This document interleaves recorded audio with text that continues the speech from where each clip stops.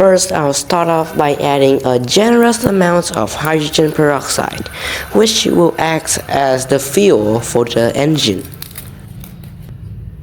Next, I'll add the yeast, which will act as a catalyst for the reaction. The yeast will decompose the hydrogen peroxide into water and oxygen gas.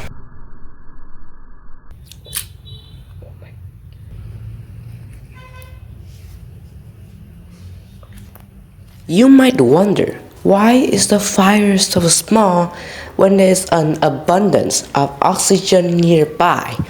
Well, it's because oxygen is heavier than air, so it's concentrated inside the bottle, and the flame is too weak to pull the oxygen out using convection current.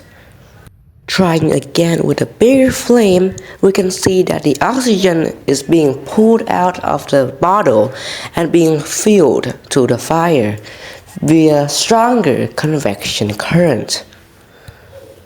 This resulted in a giant column of plasma rising above 12 centimeters, which is insane.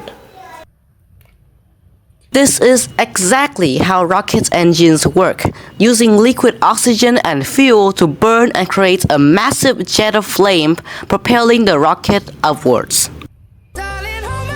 Nothing beats a Jet2 holiday.